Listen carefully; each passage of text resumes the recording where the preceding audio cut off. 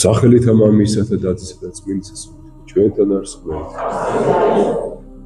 იცოცხლე და ითხოვს რა ღმერთმა დაგვიწევ და გახარდა გაგამრავლოთ უფალს. მადლობა ღმერთ დღევანდელი მსახურებისთვის. ღმერთმა შეიწიროს ჩვენი ერთობლივი ღვთისმსახურება და ღმერთმა შეისმინოს ჩვენი ლოცვა და ჩვენი მედრება. დღეს ჩემო ძვირფასებო წმინდა სახარებიდან გვესმის იგავი, რომელიც უფალმა იესო ქრისტემ გვამცნო. იგავი უგუნურ მდიდარს. ნახეთ, ჩვენ მოვისმინეთ სახარებაში. კაცისაი ვისიმე მდიდარისაი, ნაყოფიერი იყო აგარაკი და განიზრახვიდა გულსაშინა თვისა და თქვა, რაიმე უყო რამე თუ არა მაქვს სადა შევკრიბო ნაყოფიერი. ხა წარმოვიდგინოთ ეს ადამიანი, მისი მიწა ნაყოფიერი იყო. ღმერთმა აკურთხა მისი შრომა და აგერ უხვი მოსავალიც მისცა. და ერთი შეხედვით თითქოს და ლოგიკურია, რომ ფიქრობს, რომ სად შეინახოს ეს დაგროვილი მოსავალი. ჩვენც ასე არა ვართ ხოლმე, ჩვენც არ ვფიქრობთ ხოლმე. სად შევინახოთ, როგორ შევინახოთ, როგორ დავაბინაოთ მოსავალი და ასე შემდეგ. მაგრამ დავუკვირდით, ნახეთ, სად იყო ამ ადამიანის შეცდომა. როდესაც მან დაიწყო ფიქრი საკუთარი თავზე. ყველგან ფიგურირებდა მე. სულ საკუთარ თავზე აქვს ფიქრი და ზრუნვა. ვერსად ვხედავთ ღვთის მადლიერებას, რომ მადლიერი იყოს ღვთის. და ამ სახარებაში, ამ იგავში არსად არც ჩანს ის, რომ მოყვაზე ფიქრობს. სწორედ ნახეთ, ის ფიქრიც არ უშვებს იმას, რომ ის ნებისმიერი სიმდიდრე თუ წყალობა ღვთისა მოცემული არის ღმერთისგან და ეს შეიძლება სხვასაც მოხმარდეს. ამას ფიქრშიც კი არ უშვებს. თუმცა აქ წერია, რომ იწყებს ფიქრს სად და როგორ უნდა შეინახოს. ანუ მისი მთელი გეგმა, მისი მთელი ფიქრი, საზრუნავი ემსახურება მხოლოდ და მხოლოდ საკუთარ თავს თუ სიამოვნება როგორ მიანიჭოს. ზოგადად აი ამ ფიქრით, სიხარბით და ეგოიზმით ავსებული ადამიანი ამბობს, სულო გააქვს მრავალი კეთილი დაუნჯებული მრავალთა წელთა, განისვენ ჭამი და სულ და იხარი. ეს პიროვნება თვლის, რომ ამ ქვეყნიურმა სიმდიდრემ მას მარადიული სიმშვიდე მოუტანა და მარადიული ბედნიერება მოუტანა. ეს არის ამპარტავნების მწვერვალი. ეს კარგად ვიცით ჩვენ. სწორედ აი ამ ამპარტავნებამ დაავიწყა როგორც ღმერთი, ასევე მოყვასი.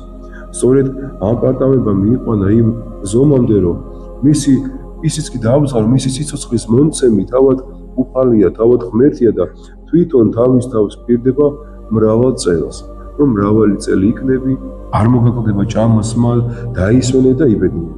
სწორედ აი ამ დროს ისმის სახარებაში უფლის ხმა.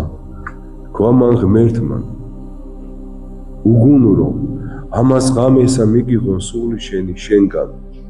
ეგე რომელი გაიმზადე, ვისი იყოს? ნახეთ ჩემო ძვირფასებო, მხოლოდ და მხოლოდ ერთმა სიტყვამ, უგუნურობამ მოიცვა მთელი მისი შეცდომა ცხოვრების. ის იყო უგუნური არა იმიტომ, რომ მდიდარი იყო და არა იმიტომ, რომ ბევრი მიეცა, არამედ მთელი თავისი სიმდიდრით ცდილობდა, რომ აი ამ სოფელში დაიმკვიდრებინა ადგილი. იმდენად შეყვარებული იყო სიმდიდრეს, რომ დაავიწყდა, როგორც გითხარით, ღმერთიც და მარადეული ცხოვრებაც. ანუ მან სიცოცხლე, რო თქვათ, აი ამ წარმავალზე დააკო ყველაფერი, რომელსაც სიკვდილი ერთ წამში წაართავს.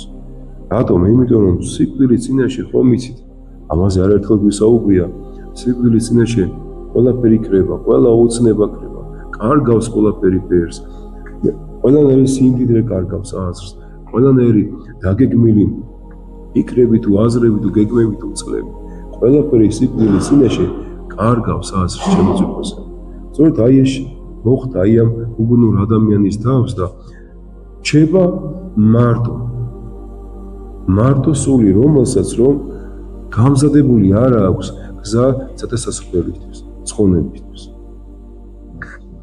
აი როგორი მძიმე შეიძლება იყოს ის სიტყვები, რასაც დავად უფალი ამბობს, იმიტომ რომ ჩვენ რომ დავფიქრდეთ, ადამიანი მთელი ცხოვრება შრომობს, აგროვებს, აშენებს და ბოლოს აღმოაჩენს იმას, რომ მთელი ცხოვრება გალია რაღაცის ძიებაში, რაღაცის პოვნაში, რაღაცის აშენებაში და ყველაზე მთავარი რაც იყო, ისე შეუგროვებია.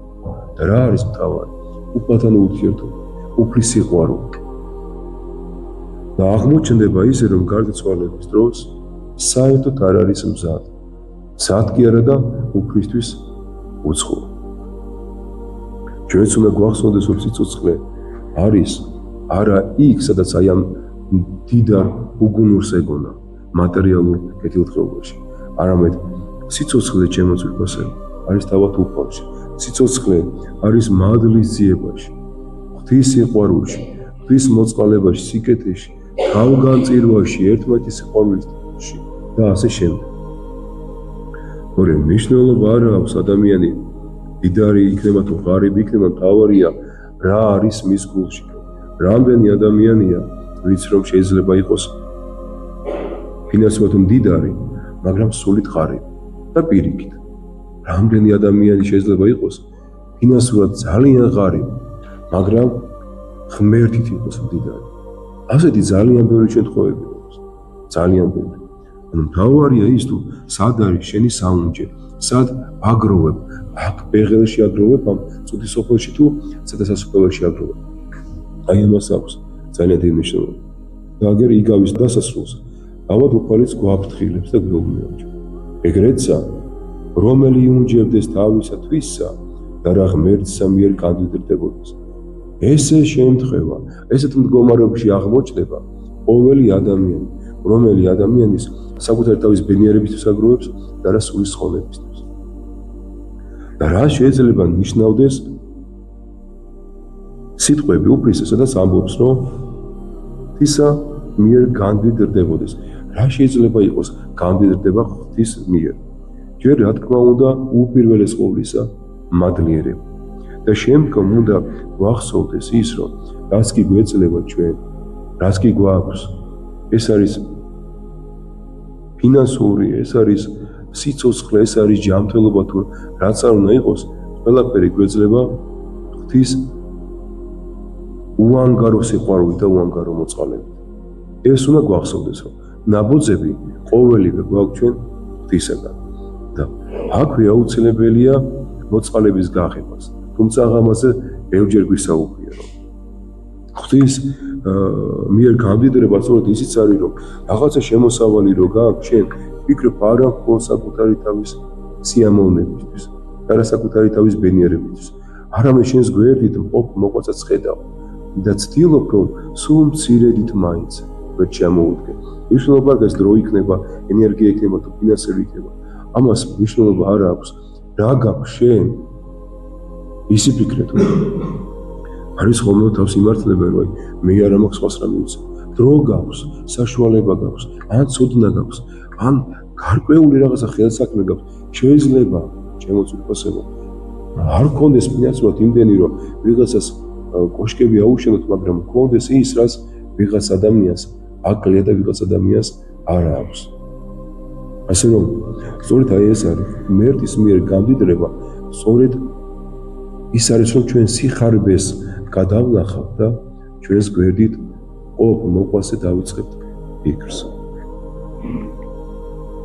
როგორ გვეუბნება უფალი, საცხოვრებელში დაიუნჯეთ, შეაგროვეთ და როგორ შეიძლება საცხოვრებელში შევაგროვოთ, ან რა შეიძლება შევაგროვოთ.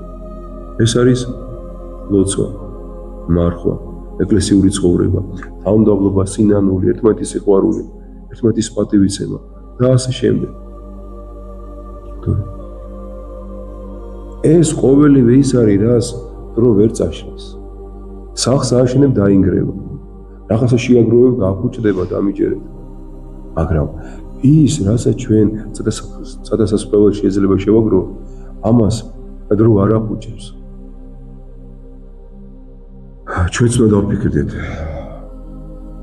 ეს იგავი მოგვეცა იმიტომ, რომ ჩავიხვდეთ ჩვენს გულში, რა გვიდევ ჩვენს გულში. ჩვენს ხომ არ გავართ აი იმ დიდარს, რომელიც დიდარსაც ალბათ უფალმა უგუნური უწოდა. ჩვენც მისი მსგავსები ხომ არა. და იმასაც უნდა დავფიქრდეთ ჩვენ, რომ რას ვაკეთებთ მარადიული სიცოცხლისთვის. ჩვენ ვალდებულები ვართ ჩემო ძვირფასებო, რომ შევაგროვოთ საუნჯე ცაში, სადაც როგორც სახარებაში წერია, მღრღნელი ვერ დაღრღნის, ვერ შეჭამს და ვერს არავინ ვერ მოიყვარავს. ეს სახარებაში წერია და ეს გახსოვთ ალბათ. და ჩვენ ესეც უნდა ვთხოვოთ უფალს, რომ ყოველთვის ვახსოვდეს მოგვცეს კეთილგონიერება აი ამ სიტყვების სწორედ გააზრებისა, რასაც მეუბნეო, რომ რას არგებელი აქვს კაცს, თუ კი მთელ ქვეყანაში ეძებს და სულს წარიწყდავს. აი აქედან უნდა დავიწყოთ ფიქრი ჩვენს სულიერ ცხოვრებას, სულიერ წინსვლას. არანაირი სარგებელი არ იქნება ადამიანს მთელი ქვეყნიერებაც რომ შევიძინოთ და ამისანაცვლოდ სული წამწვით. ეს მოვიდა უგუნურ დიდარ ჩემო ძვირფასე. დაფიქრდით, გაიაზრდით დღევანდელი იგავი საკუთარ თავს, დაუსვით შეკითხვები, ვინ ხარ, რატომ ხარ, რა გიდევს გულში, რა არის შენი საუნჯე, რას აკეთებ სულის ხონებისთვის და ასე შემდეგ. და პასუხს აუცილებლად მიიღებთ, აუცილებლად. ღმერთმა დაგმოწოთ, დაგეხარ და გაგამო. კეთილგონიერება მოგვარდათ უფალო, სიკეთე და სიხარული.